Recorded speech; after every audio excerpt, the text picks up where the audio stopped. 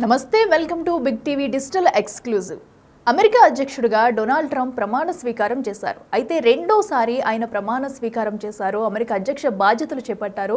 దీంతో అందరి చూపు కూడా డొనాల్డ్ ట్రంప్ వైపే ఉంది.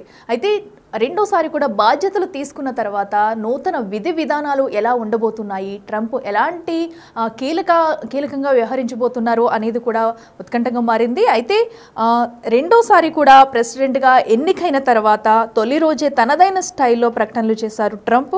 తగ్గేదేలే అంటూ కూడా కొన్ని కీలక ఫైళ్లపై సంతకాలు చేశారు. అయితే ఇప్పుడు అందరి ఫోకస్ కూడా ట్రంప్ పైనే ఉంది. అగ్రరాజ్య అధినేతగా ఆయనకు జీతం ఎంత వస్తుంది, ఆయనకు ఇచ్చే స్పెషల్ సౌకర్యాలు ఎలా ఉంటాయి, అధ్యక్షుడిగా దిగిపోయిన తర్వాత పెన్షన్ ఇస్తారా అనే ప్రశ్నలు ఇప్పుడు చాలా మంది అడుగుతున్నారు. అయితే ఇవే ప్రశ్నలు అందరూ కూడా చూస్తుంటారు. ఎందుకంటే మన ఇండియా కంటే కూడా అక్కడ భిన్నంగా ఏమన్నా ఉంటుందా, సో అక్కడ ఇక్కడ డిఫరెన్స్ ఏముంటుంది అనే కోణాల్లో కూడా ఇటు ఇండియన్స్ కూడా చాలా మంది ఆలోచిస్తూ ఉంటారు. అయితే ముఖ్యంగా చూసుకున్నట్టయితే ట్రంప్ జీతం విషయానికి వస్తే కనుక ప్రస్తుతం ఆయన జీతం అందుతున్నట్లు కూడా తెలుస్తుంది. సో ఇంత పెద్ద మొత్తంలో కూడా ఖర్చు చేసి అటు ప్రమాణ స్వీకారానికి కానివ్వండి, ఇటు వినోదాలకు కూడా సో ఇంత మొత్తంలో కూడా ఖర్చు చేశారు ట్రంప్ అయితే ఇప్పటి వరకు. అయితే అమెరికా తొలి అధ్యక్షుడు జార్జ్ వాషింగ్టన్ జీతం $2000 ఉండేది. 2001లో చివరిసారిగా అధ్యక్షుడి జీతం పెరిగింది. అప్పటి నుంచి కూడా 23 ఏళ్లుగా పెరగకుండా $4 లక్షల కొనసాగుతుంది. అయితే అమెరికా అధ్యక్షుడి అధికారిక నివాసం వైట్ హౌస్ కాకుండా బ్లెయిర్ హౌస్ అనే గెస్ట్ హౌస్ ఉంటుంది. అయితే ఇది వైట్ హౌస్ కంటే పెద్దదన్నమాట. సో ఇందులో స్పెషాలిటీ ఏంటంటే ఇందులో 119 రూమ్స్, గెస్ట్ల కోసం ఏకంగా 20 బెడ్రూమ్లు, 35 బాత్రూమ్లు, 4 డైనింగ్ హాల్స్, జిమ్, సెలూన్ కూడా ఉంటాయంట.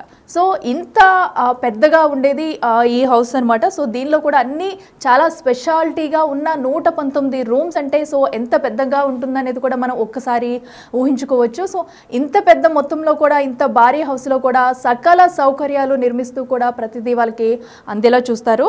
సో అలాగే క్యాంప్ డేవిడ్ అనే పర్వత విడిది కేంద్రం కూడా ఉంటుంది. దీన్ని దౌత్యపరమైన చర్చల కోసం ఎక్కువగా వినియోగిస్తుంటారు.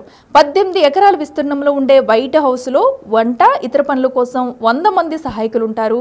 వారిలో అధ్యక్షుడికి భోజనాన్ని తయారు చేసేందుకు ఎగ్జిక్యూటివ్ షెఫ్, అలాగే ఎగ్జిక్యూటివ్ పేస్ట్రీ షెఫ్లు ఉంటారు. అంటే ప్రత్యేకంగా అధ్యక్షుడి కోసమే ప్రత్యేకంగా వడ్డించడానికి, వండడానికి కూడా చాలామంది సెపరేట్గా పెడతారనమాట. ఎందుకంటే అక్కడికి చాలామంది, ఒక హౌస్ అంటే చాలామంది గెస్ట్లు వస్తుంటారు, అలాగే మీటింగ్స్ జరుగుతుంటే వాళ్ళందరికీ వండే వాళ్ళు కాకుండా అధ్యక్షుడికి సెపరేట్గా కుక్ చేసే వాళ్ళు కానివ్వండి, వాళ్ళకి నచ్చిన రకరకాల వంటలు, సెపరేట్ ఆహారం, వినోదం అందించేందుకు వాళ్ళకి సపరేట్గా షెఫ్లను కూడా నివాసంలో ఏర్పాటు చేశారన్నమాట.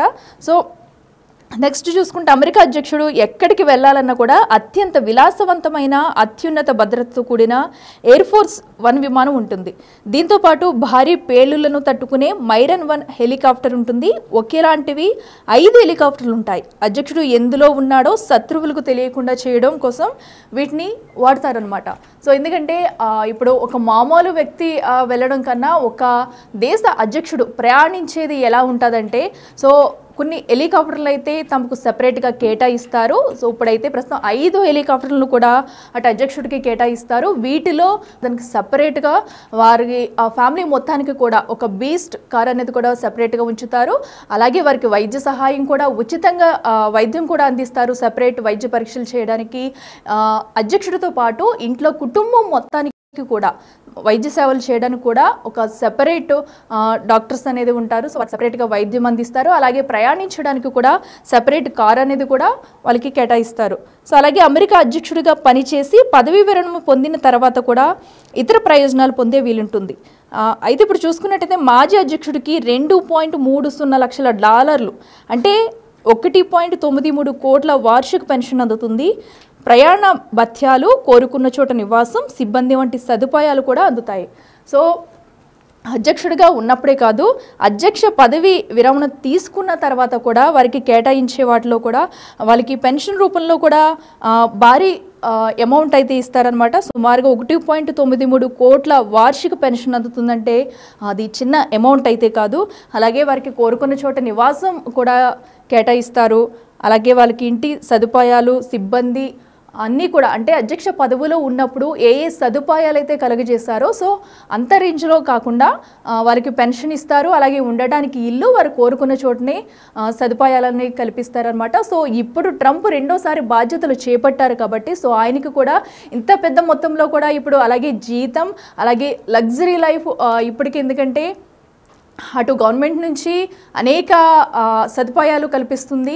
సో అలాగే అటు వైట్ హౌస్లో కూడా భారీ పెద్ద భవనాన్ని నిర్మించి పెద్ద భవనంలో ఉండేందుకు కూడా వీలుగా ఉంది. సుమారుగా 119 గదులతో అలాగే 4 మీటింగ్ హాల్స్ కానివ్వండి, అటు ఎవరు వచ్చినా వాళ్ళకి కుకింగ్ చేయడానికి సెపరేట్ షెఫ్ ఉంటారు, వారికి నచ్చిన వంటలను కూడా వండుతారు. అలాగే బయటికి వెళ్ళేందుకు కూడా వాళ్ళకి సెపరేట్గా కార్స్ ఉంటాయి, హెలికాప్టర్స్ ఉంటాయి. సో వాళ్ళకి ఎటు వెళ్ళాలన్నా కూడా ప్రధానంగా సెపరేట్గా అన్నీ వాళ్ళకి అధ్యక్షుడికి అయితే అన్నీ సెపరేట్గా చేసి పెడతారు. సో ఇప్పుడు ట్రంప్కు కూడా పదవీ కాలంలో ఉన్నంతసేపు సో ఇన్ని సౌకర్యాలు అయితే కల్పిస్తుంది.